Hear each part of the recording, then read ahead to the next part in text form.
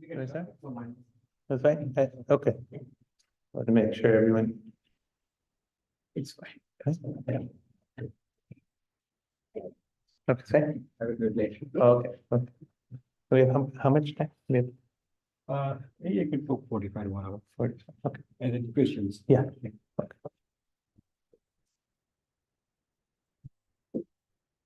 Hey, Jaden in well, good morning, everyone. So my name, as was mentioned, is Darshan Mehta. I'm is an internal medicine physician, but just my personal background is I grew up in Chicago. My parents, they still live there. And we, the Jain Temple, the Jain Center there is it's become a big part of our family's lives, and especially for them. It's sort of I think at this time they're probably there, the temple, I imagine. That's their weekly, part of their weekly life at this point, especially as they're retired now. So it's become a much more important part of their life. But I thought today I would talk a little bit about how mind-body medicine, there's these interesting words that you might be hearing, mind-body medicine, meditation, and what I have learned in particular from faith traditions, like Jainism. A little bit also about my background is that when I was growing up in Chicago, at that time, the Jain community wasn't very unified. And so my parents at the time made the decision, maybe it was a controversial decision at the time, but to attend, we grew up in, some of you may be knowing the Swadhyaya Parivar movement. So we grew up in that, which was almost like a 180 from Jainism, from a philosophical perspective, but it was very important for us to have the Gujarati background. So we grew up having that community. And then over the years, I've been able to sort of put together these different pieces in my life that include obviously practice in terms of how we practice how we live, how we eat, how we act, but also how we are in community. And I think I've learned different parts of that. And then for our own sort of personal practice, how do we find spaces of reflection, even to some degree repentance, and also growth. And I think this is where mind-body medicine has been helpful. So I'll start that. We can keep this also interactive. If you have questions along the way, just read. This is meant to be a discussion. By the way, your Chicago person, Atul Shah, is in Miami today. Oh, is he? Oh, okay. Yes, yeah. Good. Yeah, he's a big leader in our town. So yeah. And now for Jain overall. So this is my disclosure, about the line of work. Because sometimes people ask, well, what is it you do? Even my mom and dad will say, well, what is exactly do you do? Do you get paid to do your work? I go, yeah, I do get paid. But sometimes, it's interesting because sometimes this job, I say, has cost me my health, my family, and my soul. Because we're always in the exploration of health. I'm trying to figure out, this journey, the soul journey of mine. And I do it all through all parts of my lives, including personal and professional. I thought we'll talk a little bit about definition. I want to give you a little bit of science into this, just talk a little bit about some why this is so fascinating. And it continues to be fascinating. A lot of people are talking about it. And all of this, I have to say, comes from, a lot of the initial and current excitement by the field comes from the origins of this work, which are in all of our Indian and South Asian traditions. So when you think about Jain contributions to this, there's obviously Vedantic contributions and Buddhist contributions to this field, and they all are sort of, it's this interesting rotation between who is influencing, right? And I think in the modern context, there are all these important, I think, or new leaders that I think are shaping even the dialogue of a lot of the scientists, right? So people like those of you must be finding people like Sadhguru, Sri Ravi Shankar. My parents, they are very strong followers of Gurudev Rakesh Bhai. Then there's in Buddhist, obviously the Dalai Lama has been tremendously influential amongst other people as well. I got interested in this. I never thought of mind body as medicine. And so I had a patient who came for a physical exam, when I was in residency training. And this was sort of the case. It was actually it was an Indian patient, and he said, father had died of lymphoma, mother had hypertension, was an IT person, had a lot of travel, and because of the travel, ate a lot of fast food. Right? And so when I saw the individual, they had these sort of, was overweight, had sort of borderline blood pressure. Their cholesterol was a little bit off. So nothing like, so off but it was just enough off that you had to talk about it, but didn't know what to do about it. So you give them a diagnosis, right? Sometimes some of you go to a doctor, they get a diagnosis. That means you get to be, and usually the way we're taught, and still even majority of us are taught, is that you give a medication, right? Because then, okay, here, I'm going to give you this. And then I took my daughter in India last year, and even observing medicine there, it's it's about for every ill, there's a pill. That's the philosophy too, right? With every ill, there's a pill. So we give a pill. But this page, I've had these interesting experiences. I gave a talk yesterday, and I always have these stories of these patients. They come in and they bring their magazine and they say, "Okay, doctor, what do you think about this?" And you can see this is also in the middle of my residency. It's the Science of Meditation, New Age Mumbo Jumbo. It was in 2004. Is a not for millions of Americans who meditate for health and well-being. Here's how it works. So when you look at this picture, what are you seeing, right? So what do you see here? This is you see a woman, right? A woman meditation pose, right? So it's interesting. There's all these interesting images that influence, right? These are like really strong imprints in the West as to why. So you have to look like this, maybe.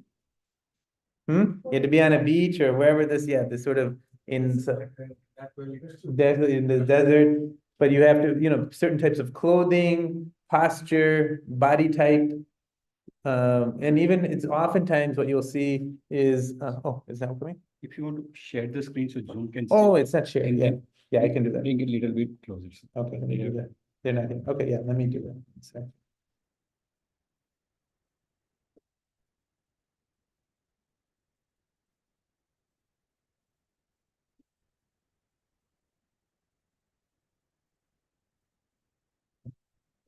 Yeah.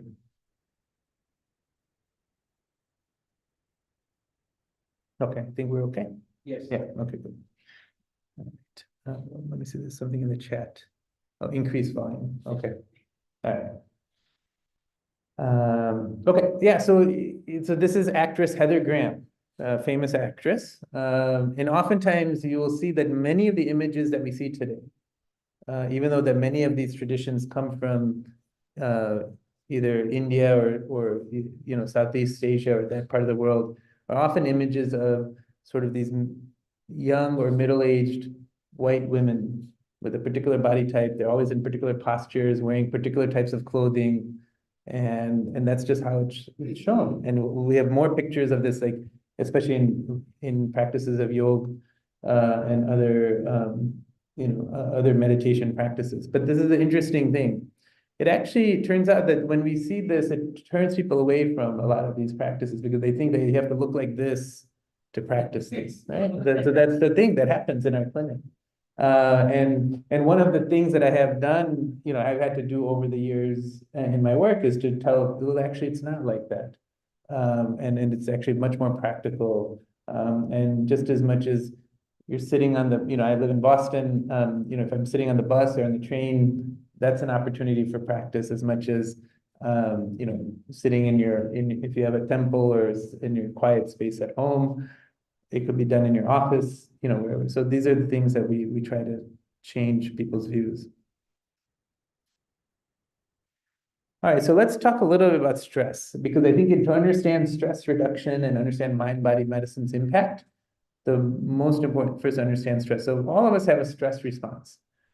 I always say, although I'll share you the story in a moment, but the stress response we talk about this, the fight or flight response, right? So if you have an imminent danger in front of you, like here, I guess I learned a lot over the past 3 days about just the role of alligators that play here in South Florida. And they could be just on the street and you're biking and all of a sudden there's an alligator sunbathing on the road and you just have to kind of make your way around it or jump over it or run away, right? So that's the fight or flight response. And then you return back to, when the threat is not there, then you return back to regular baseline, your human function.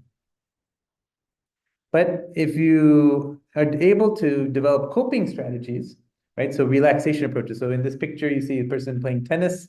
It could be coming to the temple, right? You have a space where you just find a space of quietude. That also allows you to return to normal. So if you have chronic stressors in your life, right? So some people have, stressors, whether it's interpersonal, maybe family relationships are stressful, or maybe it's their work environment is stressful. It could be even driving could be stressful, right? But if you're not able to cope properly, then you see the emergence of what we call stress-related illness, right? And that's where you have exhaustion, you have disease, mental breakdown. And I think this is what we're seeing. And this is not, it turns out this is universal. It's not unique to one group of people or another. All of us experience, just as we all have the stress response, we all deal with the consequences of the stress response. And they come in different forms. And the consequences can be, in particular in South Asian community, we know there's a much higher rate of heart disease and diabetes than general population. Actually, there are two big studies happening. Some of you may be even part of some of these studies that are looking at the genes particularly of Indian Americans, and as to why they have much higher rates of heart disease than the sort of average US adult here. One of them is called the Masala study, and then there's another one now based out of Boston that they've started too, looking at it. So that's one piece. The other piece is, that you can have other types of conditions that include, conditions like depression, anxiety, sleep issues, right? So if you're under a lot of stress, your sleep is disrupted, and that leads to other health issues as well. And we're always sort of playing this balance, right? And what are the stressors? Like we have sort of these stressors that could be relationship related. You could have positive stressors, like if you're, going through a pregnancy, changes in finances. Retirement is a stressful event for some people, because if you're used to working all the time, all of a sudden now you don't have a place to go to work anymore, and that's a stressful. I know for my father initially it was, I think more for my mom, because my mom was never used to having my father around, and all of a sudden he was around all the time. And that just happened in a moment. And that was a stressful, and then they've learned. But in the beginning it was just this, just even the small things like, where things are, in the case of my parents' home, was like, where were things being put in the kitchen? Okay, we know that doesn't go there, that goes here. Illness as well. And we saw that most recently, COVID was the best example of what happens, right? When we went through a stress, because there's different dimensions to the stress. Obviously, there was the stress of the illness itself, getting the illness and stuff, but there was the uncertainty. What happens if I get the illness? Or how do I avoid? Am I doing everything possible? Then there was a stress of being socially isolated. It was one of the most, it's still, we're dealing with the consequences when we actually were forced to isolate between different, groups of, from our friends, like, especially kids. It's not a normal human behavior when it's okay, everyone has to live alone or just in the nuclear unit. And we know that this also affects things at work. So if you don't know, for example, there's a lot of like, if you have stressors like what's your role in the organization, the relationships at work, the culture at work. Our hospital system is going through right now a merger. And so that's a tremendous, like who's going to stay and who's going to go. You have that affects individuals as well. So interestingly, this is still true today. This was a study done in 1964. It said 60 to 90% of outpatient visits are related to stress. And you think about the visits that why people go to doctors today, it's still 60, 90% probably are related to stress. And still, we are still haven't quite figured it out, right? We're still using the same old tools that we used to use to deal with this. And it turns out it is to come, this is why these approaches are so important now more than ever because of the ways in which it can help address this issue. So now let's talk a little bit about what is mind-body medicine. And this is the definition given by the National Institutes of Health. I actually like this definition a lot. It refers to the interactions amongst the brain, mind, body, and behavior, and then the powerful ways in which mental, emotional, social, spiritual, and behavioral factors can directly affect health. So it regards as fundamental approach that respects and enhances each person's capacity for self-knowledge and self-care, and emphasizes techniques that are grounded in this approach.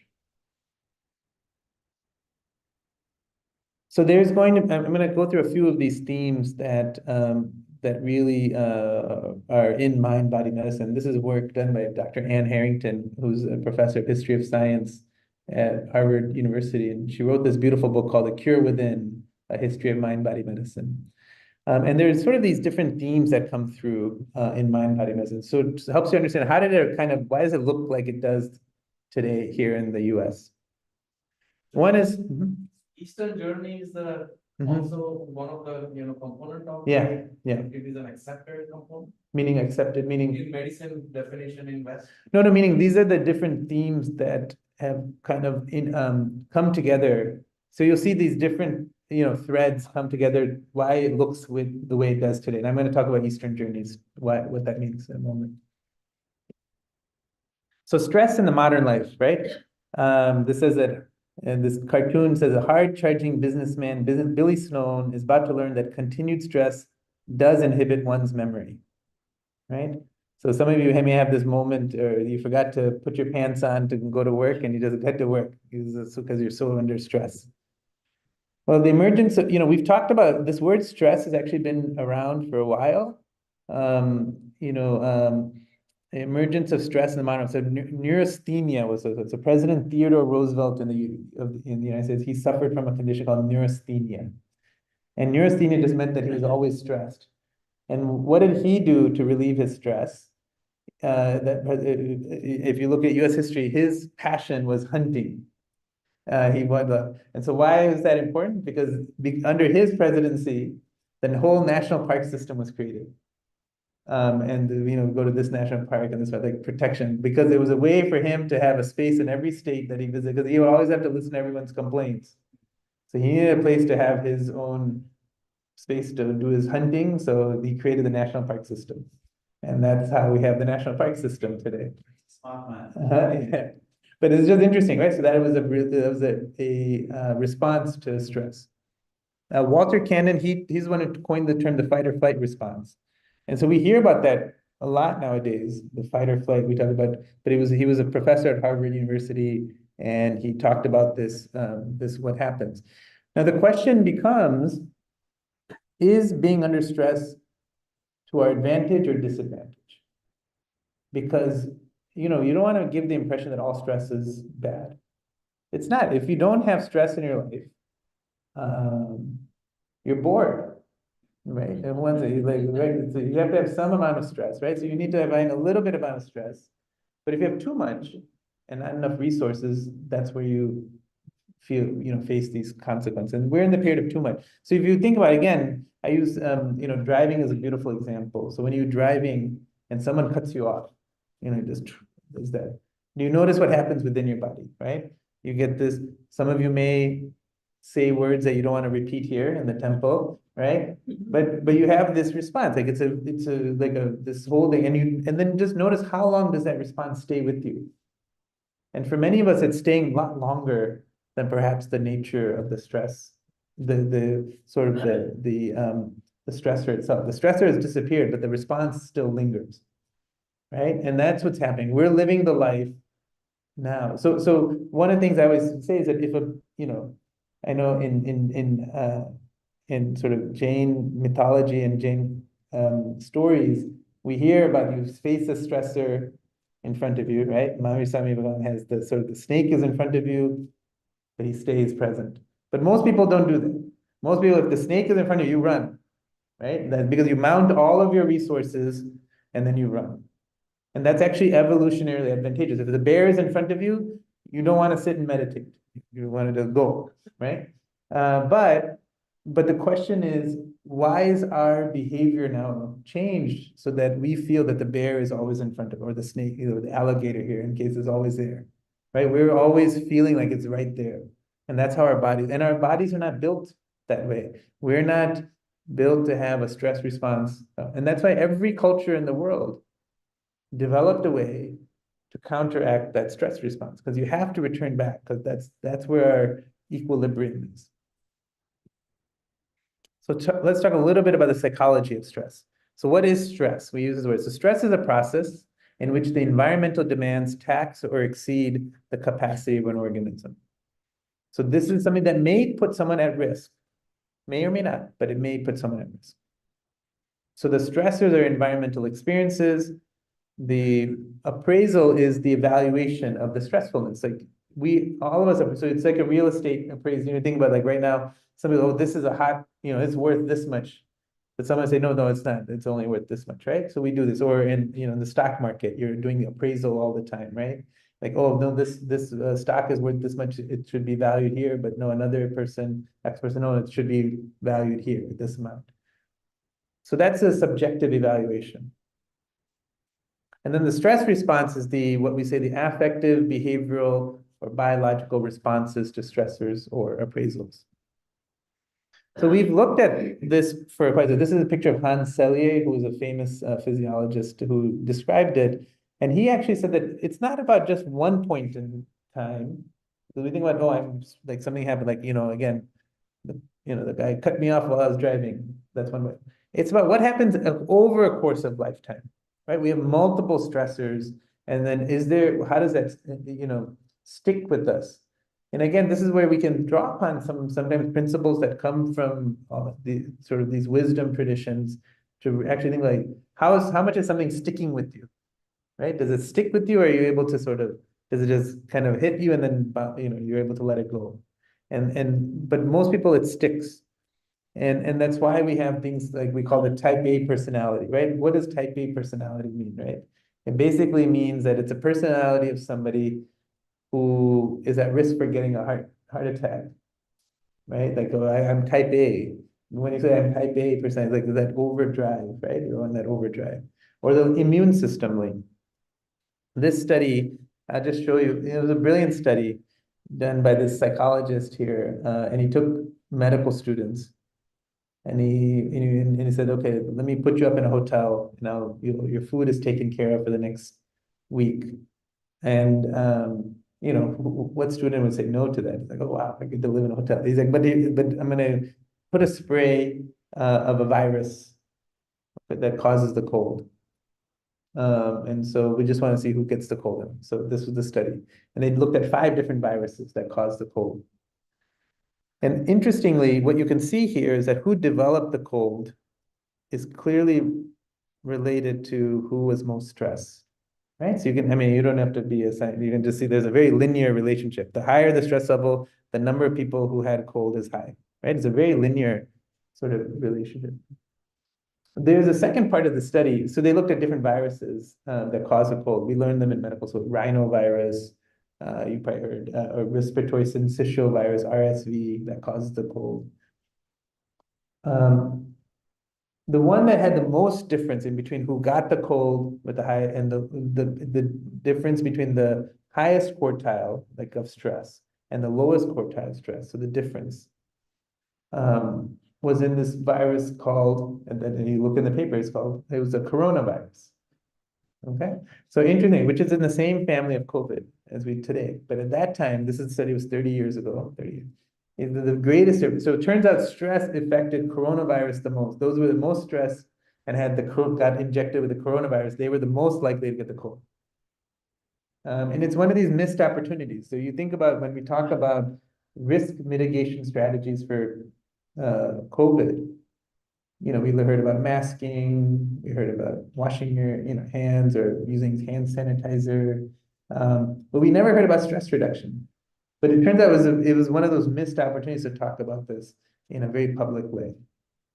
Right? Obviously, vaccinations, those are all important, but this was an also just as important thing. You were saying that you bindas living. Well, not bindas living, but the idea is how do you actually cope? Because it was stressful to live in COVID. So I think what I would say is that it was actually like we never taught, and this could have been a very public health strategy. That while you're isolated, while you're doing all this, that you can actually learn, you should learn stress rate because that will actually improve the risk. I mean, it will minimize your risk of getting COVID even further. Yeah.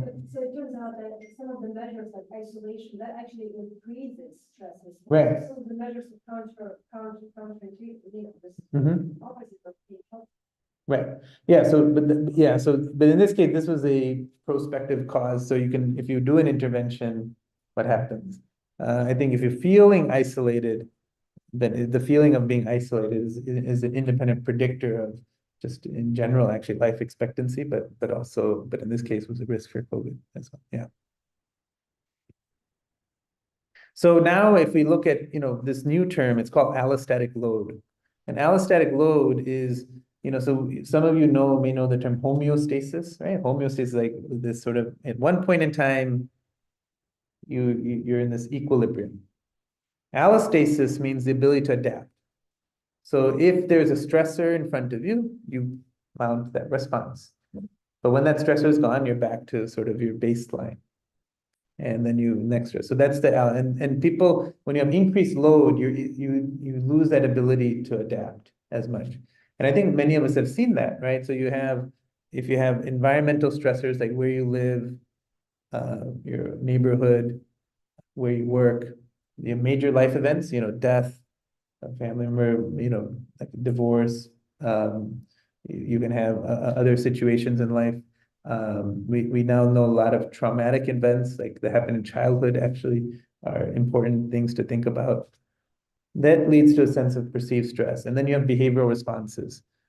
We've seen, changes in diet, right? So if people turn to foods that are more, what we consider unhealthy, but like these processed, unrefined foods. I know that when I was in the pandemic, my guilty pleasure in the pandemic was the peanuts at night. Like, I don't know, something about salty peanuts at night was my guilty pleasure, right? Like, but somehow like it just changed because it was like that was my way of dealing with my stress at that time. And so the Kari Singh is what I would love. And something about that. But you can think we saw increases in alcohol use in the pandemic. Again, people's other, decreases in exercise, obviously. So physiologic responses, then your genes matter, and we're understanding, and then that, when you have increased allostatic load, our ability to adapt changes. And that includes adaptation at the level of the brain, and that's what we call neuroplasticity. You've probably seen this word neuroplasticity. So this is the structural and functional changes in the brain that occur. So our brain is constantly adapting. It's never like sort of like, oh, the brain you have is the brain you have. It's constantly shifting. And part of its response is to stress. So the ability of it's the ability, the more plastic the brain is, it has more connections. It has the ability to change its activities in response to the stimuli and the functions. So, when we think about across the lifespan, and I think this is important for children, like we know that the brains of children are particularly very plastic, right? You know, I see, I have an almost 9-year-old daughter, and I see like she's just like soaking in the world, like you just like in the brain, and you can see like something just all of a sudden registered, like there's a connection. You can just literally see it, like the connection is made, and then another connection is made, and another connection. So it's interesting. Children and adolescents are exceptionally plastic. They're significant. They actually are able to rebound fairly quickly. If there's something difficult that's happened, it allows for its response to learning experiences. And it gradually decreases with age, but persists throughout life, right? So we always, the expression that as people get older, they're less willing to sort of change, right? They're more fixed in their views. But it's not to say that you can't be. It's just that that tends to happen if you don't do anything. But neuropaths are not limited to specific age ranges. Even in adulthood, the brain remains adaptable. There's ongoing learning, mental stimulation, lifestyle factors that continue to shape. So again, that's why I think many of the world's cultures recognize that in order to keep the brain plastic, you have to do certain things, right? And what are the things typically you have to do? You have to obviously eat right, or eat well. You have to be moving. Those are the things we know, that movement and exercise keeps the brain more plastic. And now we're seeing that things like meditation actually keeps the brain more plastic, right? So stress reduction and meditation work. And then living in community, right? Being in community is an important part of plasticity. It turns out their social connections are important for our well-being. And perhaps one of the functions of, this particular religious spaces or temples was to create that social connection as much as it was for other functions as well. So these are the parts of the brain that are affected. And I just want to show you a little bit of this, only because it may help you understand what makes us uniquely human versus like other animals in the world. So one is the sort of the prefrontal cortex, right? So the prefrontal cortex is the part that makes us distinctly human from any other. That's where we make decisions, where we're able to discriminate. This is what I think is right and wrong, right? There are no other species there where there's spaces of creativity, right? Very few, I mean, with the exception of maybe one or two primates, the ability to create is distinctly a human phenomenon. And imagine, right? Imagination. So that lives in the prefrontal cortex. Those functions live there. The amygdala is the most sort of one of the more primitive parts of the brain. So in reptiles, we also say that's the reptilian brain. Like alligators, like their amygdala is big. And they have a large amygdala because it's literally about the fight or flight response lives there. Like we need to either turn on or off right away. And that's what the amygdala is. So the prefrontal cortex is really responsible for mediating or pretty much suppressing the amygdala response. So that's why, like, when we hear the story, again, we sort of like say Mahavishami in front of a snake, the amygdala would activate, like run, but he was able to turn that part on in a way that allows him to be present and shut down the fight or flight response in that moment, right? So, and then you have other parts, the connections, the posterior cingulate is the part of the brain that really, and the anterior cingulate, these are the parts that sort of create the highways between these parts of the brain. So how do you, go from one part of the brain to another part of the brain? And these are the ways the connections sort of go through.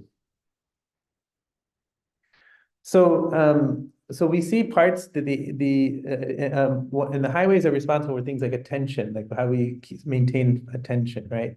Focus. So that's the anterior cingulate cortex.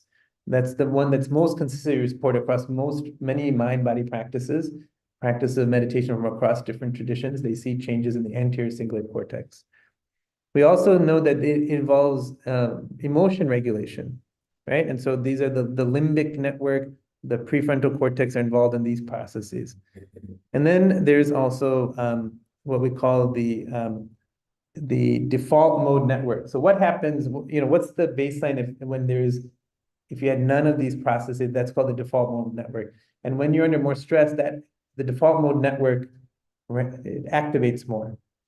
And the mind-body practices actually have the effect, they actually affect that default mode network. There are structural changes. So we see that there's increased gray matter density. We always used to think that the brain shrinks with time.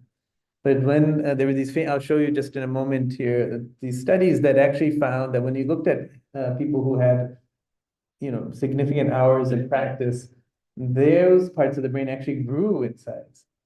And so it really challenged this idea that, the brain, as we get older, the brain shrinks. It doesn't have to, turns out. If you don't do anything, it will, but it doesn't have to. And then there are functional changes, the brain activity patterns. And I'll show you a few of those here. So here's this famous study by my colleague in Sierra Leone. It was done in 2005.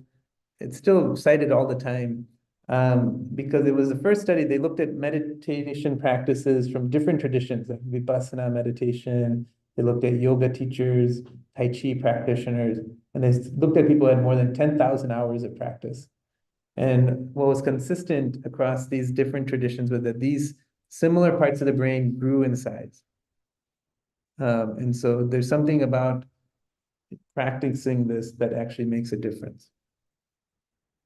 So this practice is of, meditation. Yeah. The benefit is just an observed one, right? We don't know what this means. Connection. We don't know what this means clinically, but we always used to think that brain shrunk.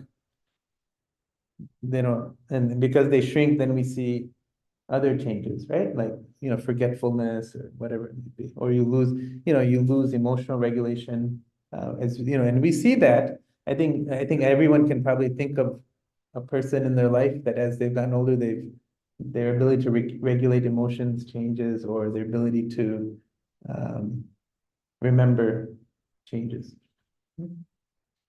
So just like muscular dystrophy, if you don't use your brain, you're not active as you age. You don't breathe. Yeah. You don't use it, then it's You lose- likely to stay stagnant or. Yeah, so I wouldn't say dystrophy, but atrophy. Yes, muscular atrophy. Yes.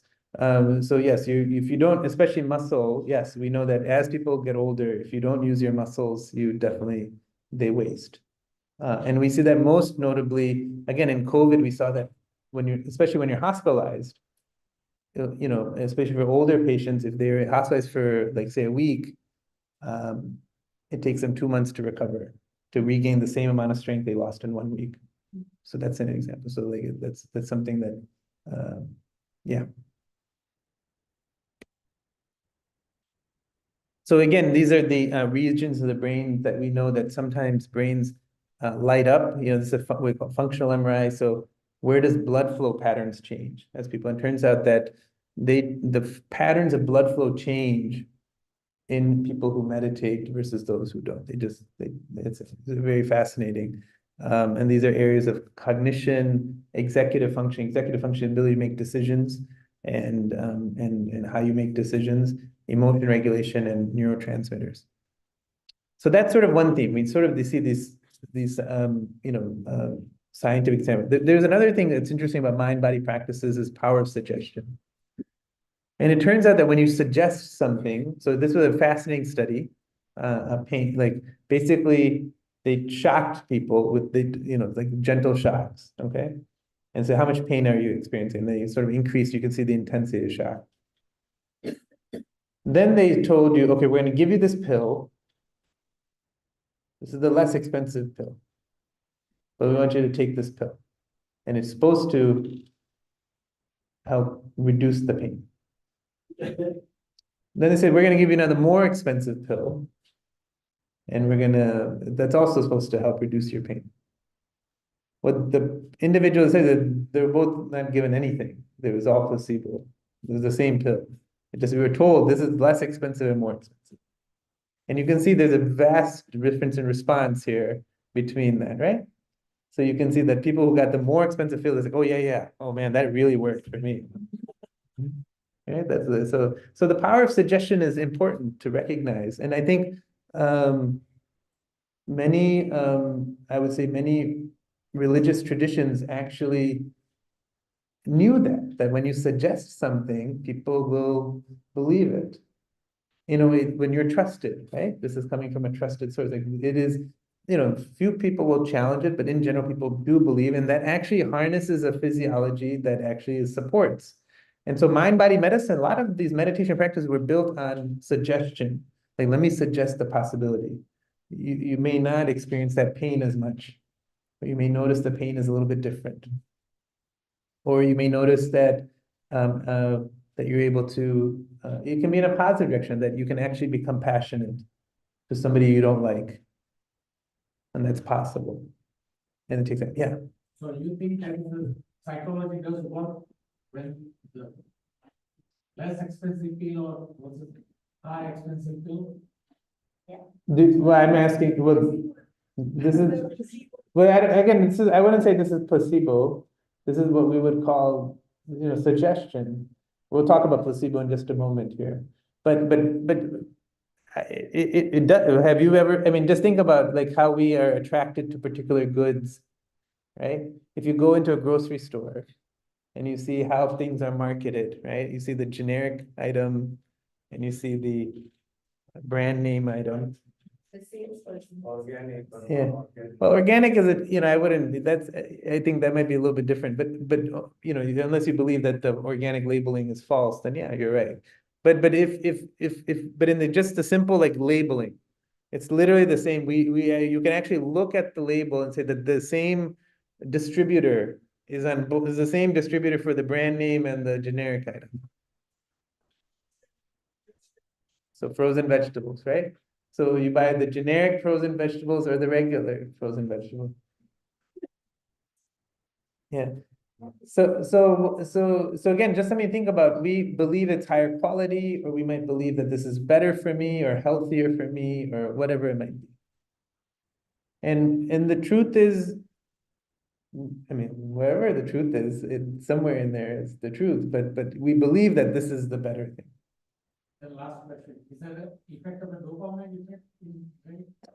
I mean, it's multiple things. Dopamine is certainly involved. Again, it depends on the nature of the event that we're talking about. In this case, we're talking about pain. So this is a different, so yeah, the dopamine is probably more implicated in pain management.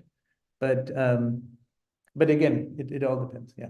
So again, I just bring this up to show you that, we actually can, this is just one example. There are thousands of studies like this. I just gave you one to just illustrate a point. And we know that when we learn, we even tell a child, right? If a child falls down and scrapes, and they look at the like, it's like, no, it's gonna get better, right? That's, as a parent, we tell them it's gonna get better. No, it'll get better.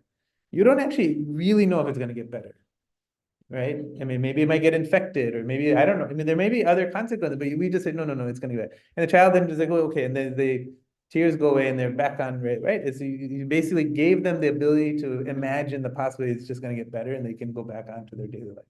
Along these lines, basically, like, our youngsters are questioning a lot the way we say things. Sure. The child is hurt, but we say, no, it's okay, you're okay, you're okay, but it's not okay, it's hurt. Yeah. So do you recommend any good reads for that? So when you say that, hurt in which way though? Like anything, a child falls and you just say, oh, the Yeah. like that, just ignore the fact. Yeah. The child is really hurt. Yeah, I mean, obviously that's the discrimination part, when you need to know. Like our youngsters are getting on, say this, say it like that. But again, the power of suggestion goes like, if a child, if any of you had the experience of a child being in the hospital, what do we tell the child, right? They're obviously scared. If they're no, not even extreme, even just going to the doctor's office, getting a vaccination, right? You get the needle, it hurts, right? And then we tell them, but no, but you're gonna be stronger. You're gonna get much stronger for this, right? We use language that really suggests a different possibility. Oh, I don't know. I think I don't. But I'll just say that I think in general, from a parenting perspective, you want to be just true to who you are. You don't want to be somebody that you're not in front of the child. The child will know if you're being somebody else. So I think whatever language works for you is the one that's right for you, I would say. Yeah. Yeah. Yeah. I think your child is asking from the point of view of the physician rather than. No, in general, kids are too much into psychology these days and they are all learning the right way to say things and we as parents. Yeah. So are getting corrected, okay, mom, you say it like that, you don't say it like that. Mm, So, can yeah. you comment on that? Yeah. Because I think I'm familiar with this argument, what you're saying is that instead of dismissing the pain that one child is feeling, the expectation is that we validate it. Yeah. Yes, validations. I know it hurts. Yeah. But it's gonna get better. Right. That's the that actually speaks about it. One of them is how to speak to children so they listen. Yeah. So, And then there's one how to speak to little children so that. yeah. You know, they give the specific things, that examples, like what to say. Yeah. To validate the feelings, but also to give them the strength. Yeah. to Overcome the pain. You're right. Children nowadays are much more different than what we used to be now. I go to a restaurant and the mother is asking the kids, do you want this or do you want that? Or that? The kid doesn't know. The parents' duty is to provide them with the right food, with the right ingredients and right, good things. But they give them too much choice and they try to give them the thinking powers at the wrong age, on the wrong things. I think that just about that, let's specifically say that the choice is, even the choice is given, it should be age appropriate, and you're saying. Yeah. So, yeah, but I think with this, I think one of the things we learned from mind-body practices fundamentally is that how is it that we actually listen? Is it? So it's not even applies to a child, it can go in the other direction. How do you, when an older parent it's in both directions, right? So they're saying, and you tell, no, it's gonna be fine. Like if I've had the experience with my grandmother recently, but it's like she would say, oh, no, I'm hurting here. No, and I would say, no, it's gonna be okay. Don't worry. It's just gas, it'll go away. That pain will go away, right? Right? Or something like that. Like we use this, the idea is really making sure that someone feels listened to and that's where actually mind-body practices are helpful. It's not about, there are two parts, right? One is you're listening, and then you return back with a sense of compassion. And once you've heard their right? And so the compassion piece is the piece, and then we've learned that this is what all the sort of, at least the stories of, the great individuals were compassionate ones in general. Like they're stories of compassion. They listened. There's always a story of listening. They listened to the suffering, and then they returned it with compassion. So again, when we see these, this is a learned experience. So I think that's one of the things that we learned. One of the practices of meditation, you hear different forms of practices, like focused attention practices, like your concentration. There's also compassion practices where you're sort of practicing, a compassion. One of the things about it actually turns out all these practices create new changes in the brain. And these are really, they help stimulate neural circuitry and perhaps, they argue more efficient pathways. Positive emotions, I think, going your point, may contribute to releasing neurotransmitters like dopamine. They promote neural growth and connectivity, and chronic stress has negative effects. And there are things like, dopamine, serotonin, these are these neurotransmitters, they can influence the strength and stability of connections between neurons. So I just show this picture here because, it's not that just these are dynamic processes. So sometimes we catch a picture in time, like you say, oh, the brain got thicker. It's a point in time. But what's actually happening in the moment is actually all of these processes are affecting different parts of the brain. And it's like shifting from one focus to another. The brain is a dynamic space. And so you can see, like, when you have, this is the sort of example of meditation. You start with the mind is wandering. Then you realize, oh, the mind is wandering. So that affects another part of the brain. Then you reorient the brain. So you might focus on a murti or an idol to refocus, and then you sustain the focus. And then the mind wanders again. Then you go back to that cycle, right? So you're doing this sort of cycle all the time. Yeah. Why does the mind exist? Like brain or beyond brain? Well, obviously it's beyond the brain, but we can at least know what things happen in the brain. It's hard to measure in other places, but this is the first places we can start. But it's beyond it. Yes, the mind obviously is beyond the brain. There's no question, because we know that for example, the gastrointestinal system, they say, has a mind of its own, which is true, right? There are just as many neural your gut feeling, right? But there's just as many neuronal connections in your gut, it turns out, as there in your brain. And we never knew that. That's like all new knowledge in the past 10 years. Can you say in between soul and the brain? That's the soul. Then that's a philosophical. So what are the benefits then? When we look at big, broad buckets, and I don't, we can each of these I can spend hours talking about, but I would say there's improved health, mental health and well-being. There's enhanced cognitive function and resilience, and there's a potential impact on physical health. The physical health is interesting only because the reason we say that is because sometimes people hyper focus on the physical health. So obviously we've seen yoga practices that most people are just focused on the physicality of the practice and not necessarily drawing from the spiritual practice that it sort of originates from. So and it's all part of the whole lifestyle, right? So you might just say, oh, I go to my yoga class and I do my hour workout, right? People call it a workout. But really, when we think about yoga, is actually a lifestyle.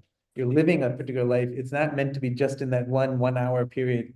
It's meant to be sort of the lifestyle of daily, every day, 24-hour day living, which includes the way you sleep as much as the way you are awake, right? We know that when people have enhanced cognitive function, the outcomes, we see here, it really affect at the level of genes. So your genes might be fixed, but actually how they get turned on and off turns out it is constantly changing. And that's something new, and we never used to think that, oh my God, it goes to that level. Some of you may hear the telomeres, that those are the ends of the genes that are called the fountain of youth.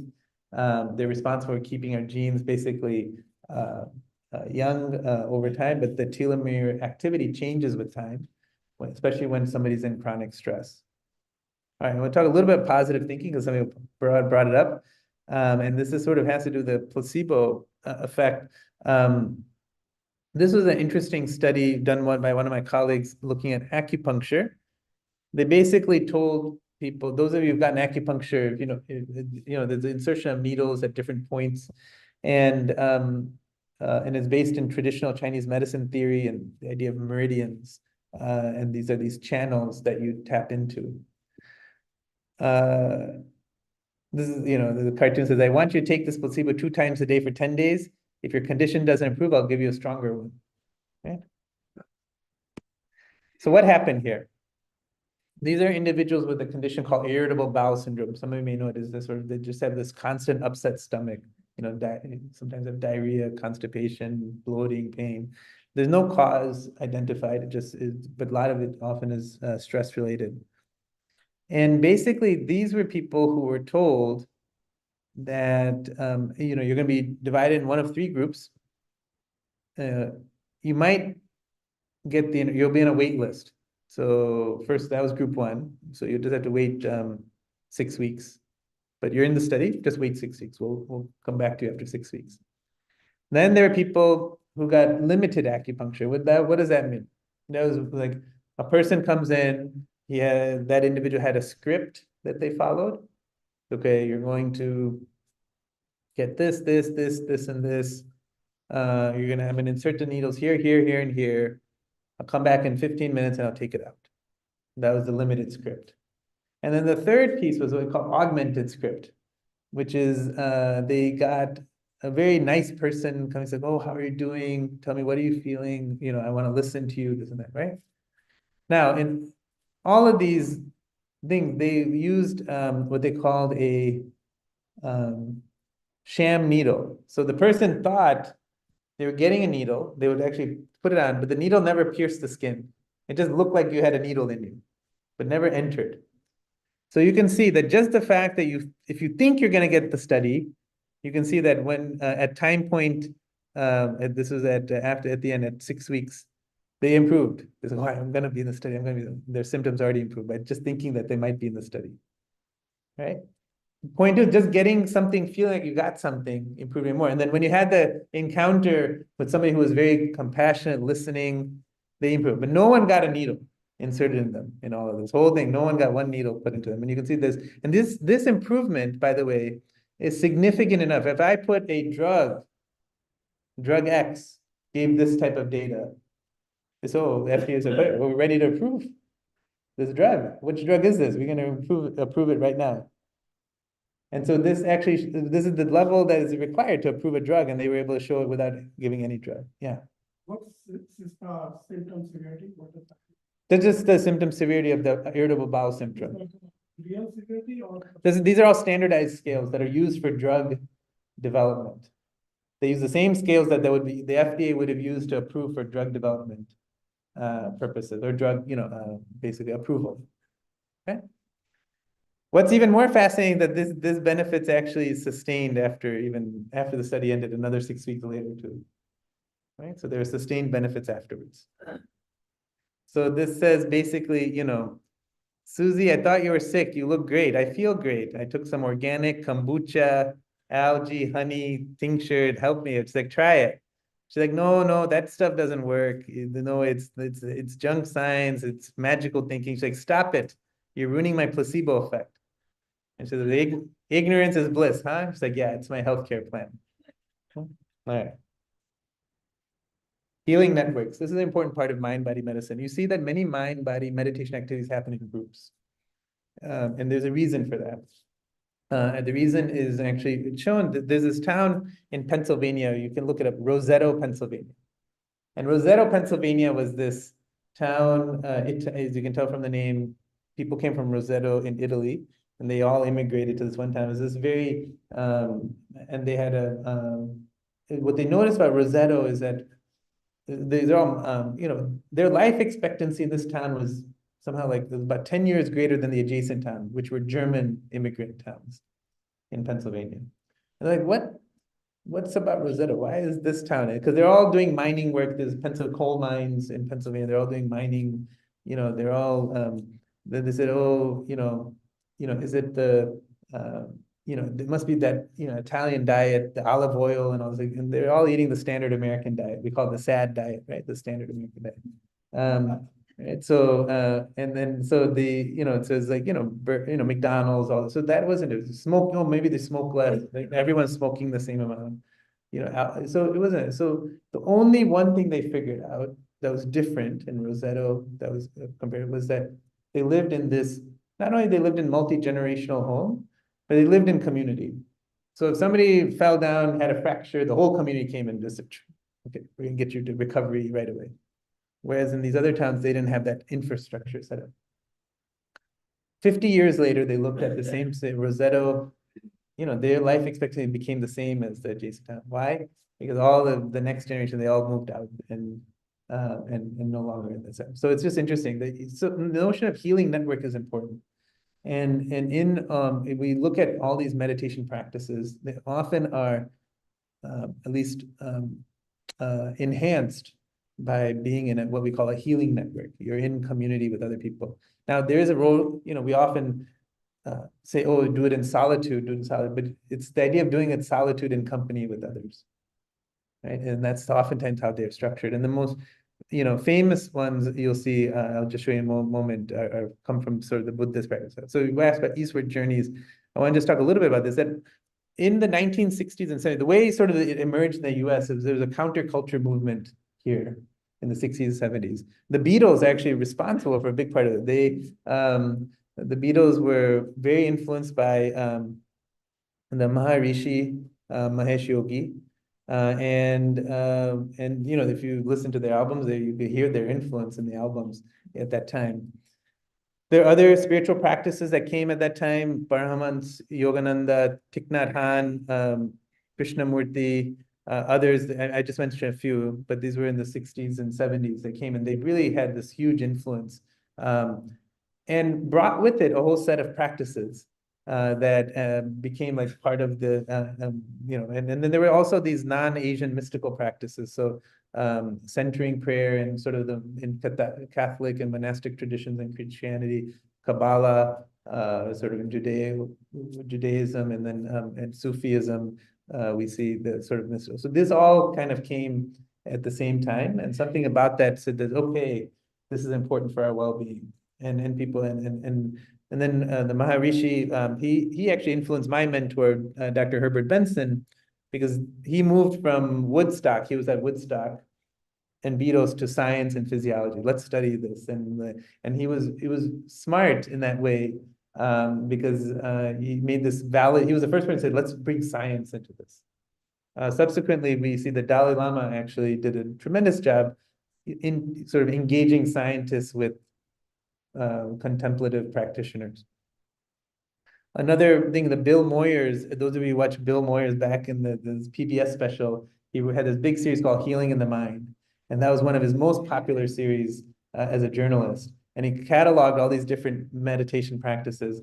And this one guy he really featured, and his is this guy named John Kabat-Zinn, who became an extremely important figure. He's still alive. He's still an important figure in the field, because he all of a sudden secularized what we would consider like in this case, like he took a lot of Buddhist meditation practices and used a new vocabulary and called it mindfulness-based stress reduction. And he wrote this best-selling book called Full Catastrophe Living. It's a wonderful book, which he talks about mindfulness. And he actually, takes this, really brings this new word that we now use all the time into the vocabulary. And he said, this is a psychological state of intentional, non-judgmental present moment awareness. So you're aware of the present moment, no judgment. And from that emerges a new space of well-being. So where we are today, is really, this, I'm learning how to relax, doctor, but I want to relax better and faster, and I want to be on the cutting edge of relaxation. That's where we are, right? That's my clinic that I live in, this clinic. But what we're working on is really understanding, this is the equation. We take stress and allostatic load, and then we try to understand the social support and resiliency factors. And then we really, in my clinical work, really try to understand what is someone's selective vulnerability, their propensity to illness. But if you flip this equation, the inverse of this is what's your propensity to health? And that's what we try to understand. We know that use is increasing tremendously. We see in the United States, these are the most, they haven't updated these statistics, but basically from 2012 to 2017, yoga and meditation increased. You can see yoga increased by 1.5-fold. It's probably estimated that 25% have used yoga in the past year in the United States. Have had some experience. Again, not necessarily a consistent one, have some exposure.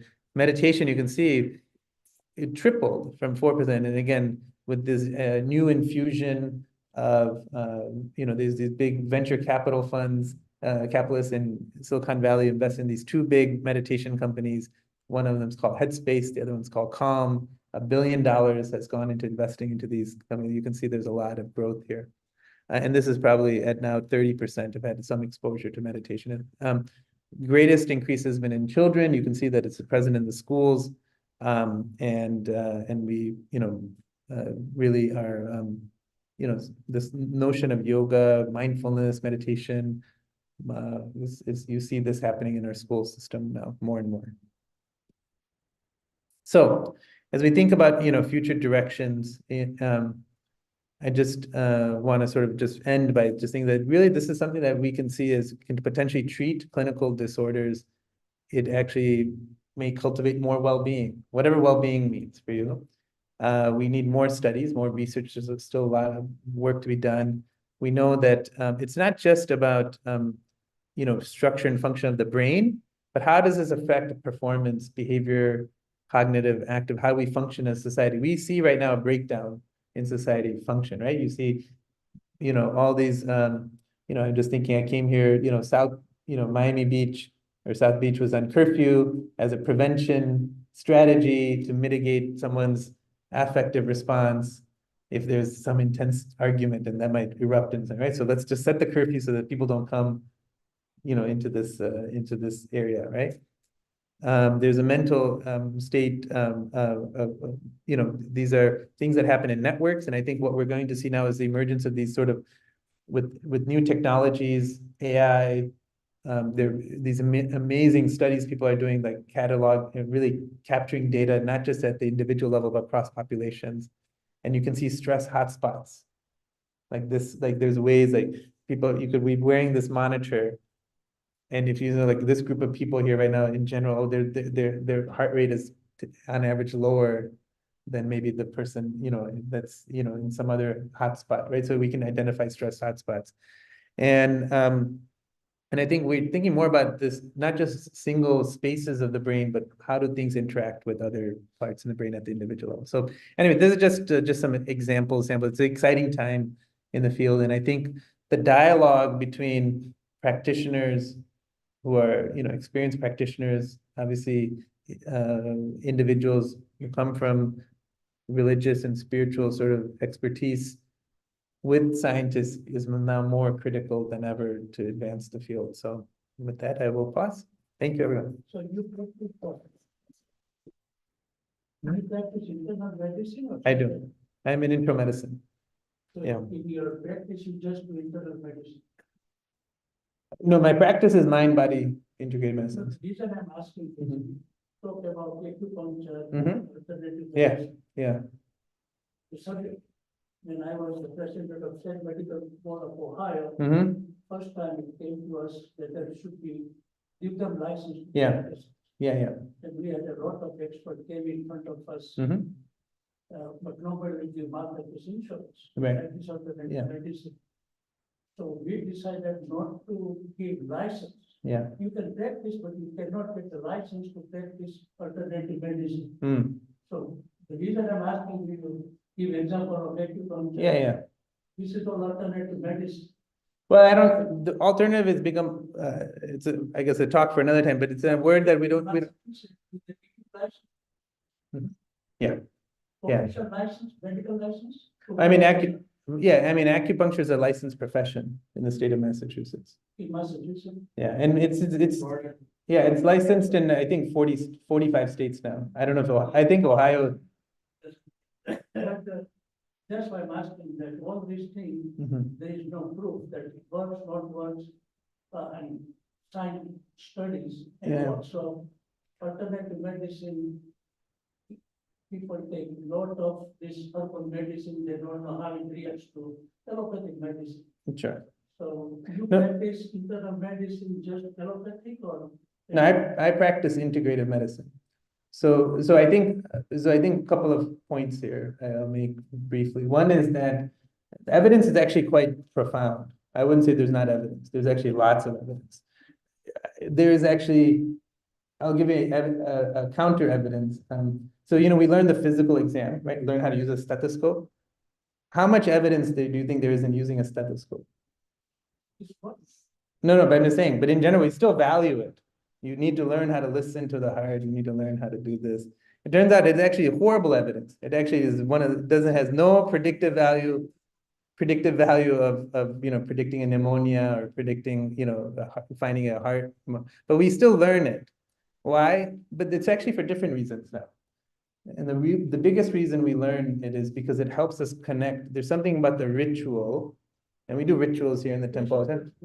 No, but we do rituals here, right? So you take a Mara and you start doing this. Why you do that? You might even know you're doing it. It just becomes this automatic because it's part of there's something it cultivates, and there's something about the ritual of putting a stethoscope on someone's heart and you touching them in a particular way that they feel attended to. They felt like they were cared. But I think as it relates to the field, people take a lot of these things are not necessarily meant to be, practices that come from many of our traditions around diet, how we take different herbs or something. We're not necessarily meant to be treatment things, but they were meant to be enhancing sort of a good quality of life with time. We've now encapsulated in a pill. Again, we're using a mentality that I said earlier, there's a pill for every ill. And that part it's an interesting intersection. I think some things it does work, some things don't work. And I think it's only a matter of, and it's all about, the last thing I'll say, it's all about where the money is. The reason where pharmaceuticals and stuff, the money is there.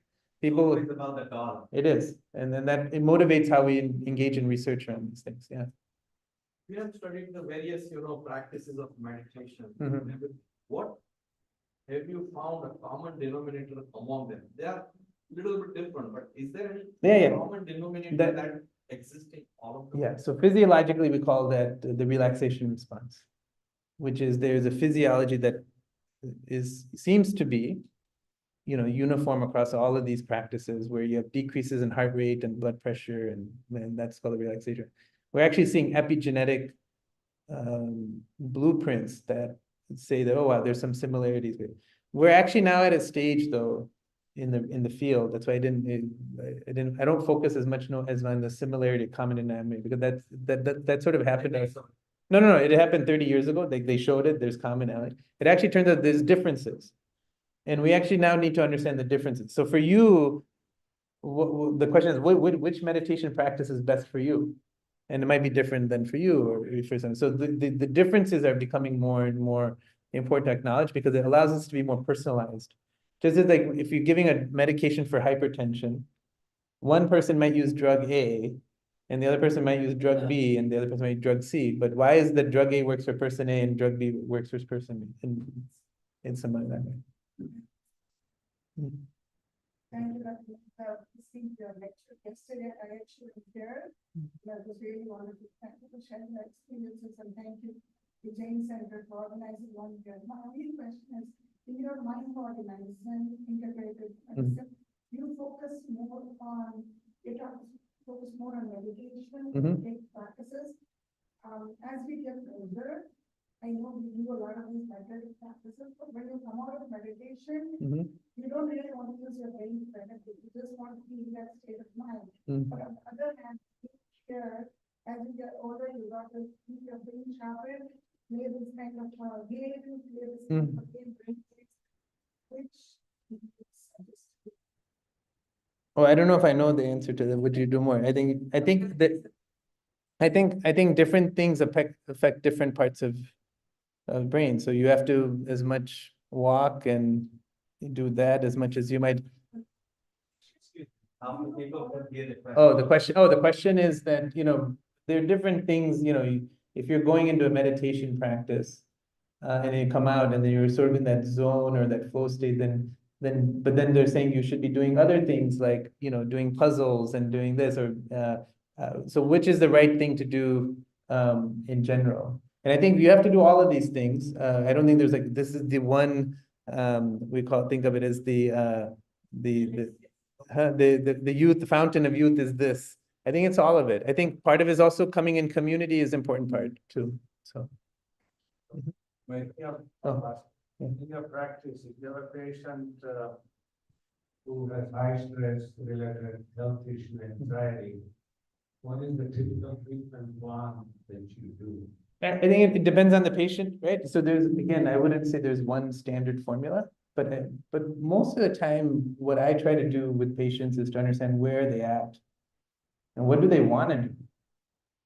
Because if I tell them something, it's like, no, I have no interest in doing it, they're not going to do it, right? So I think you have to first understand what is it that you're ready to do, and then I can support you in doing what you want to do. Because the most important thing is that people are able to feel like they can do this on their own. They don't need a doctor to tell them what to do.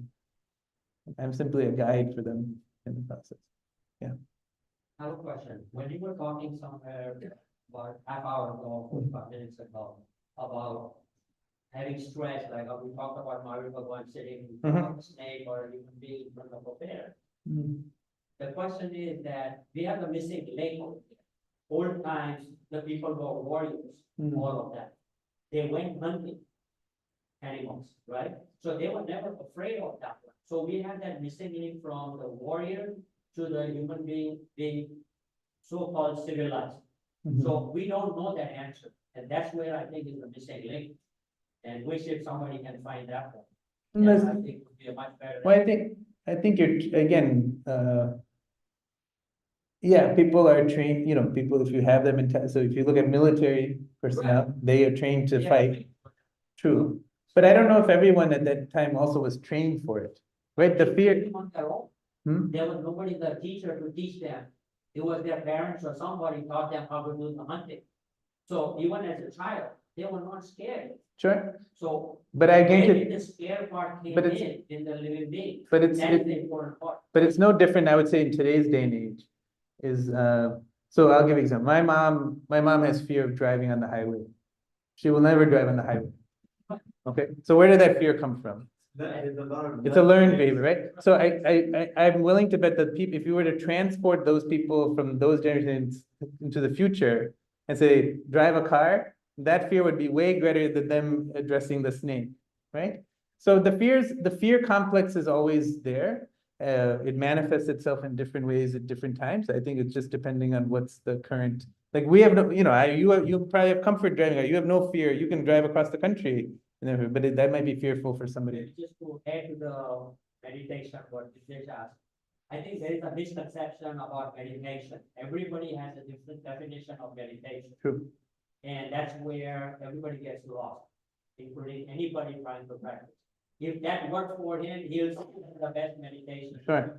If that person, the meditation works, that's the Yeah. best Yeah. meditation you have to do. Yeah. So nobody is giving a proper guidance, as a matter of fact, telling the truth. There's no one truth. The best meditation is the meditation that you do. It's what you do that matters. So. Yeah, yeah. Works for you, do that, and that's the wrong thing. Yeah, so I think. Okay, now. Alright, that's last one. Yes, yeah. I've heard from some people, just love scrolling to the screen, that's the one that relaxing them the most. What do you have the answer to those? Good. I mean, what else I say to them? That's great. I mean, but I'm willing to bet that that's not the case. So I think going back to the earlier point, the point about all of these practices is it allows you to have a self-reflection. So so remember when we went to my definition of mind-body medicine at the beginning was it's self-reflection and self-care. So you have to have this idea of like, so sometimes people look at it like an Instagram reel or something like that and they say, oh, that made me think about something about me. That's fine. But if it's drowning something out for you, then it's simply just a numbing agent. You're just numbing something so you're not really, there's no reflection there. So I think it's about reflection and care together. So.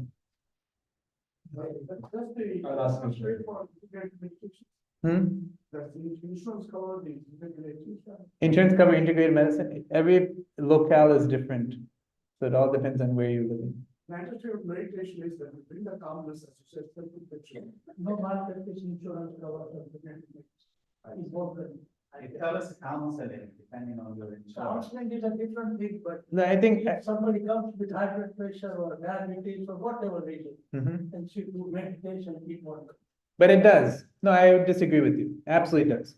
I do it every day. I write notes. I work at Massachusetts General Hospital. I'm in the most conservative hospital in the country, right? And it's fine. So I think, again, part of it is how we are defining it and who is in front of you and how they talk to you about it. But I wouldn't say that it doesn't cover things. I think it's all about understanding, again,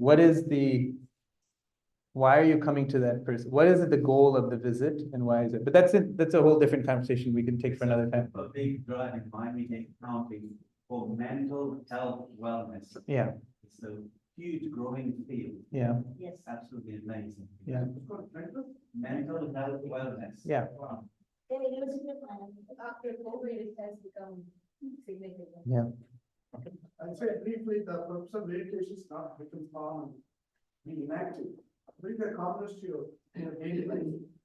Yeah, again, purpose meditation can be multiple things, but I think it can help you sleep too. Right? So that's different. Yeah, so, yeah. Personally, it's for sleep. Thank you very much. Very nice. Thank you. Thank you.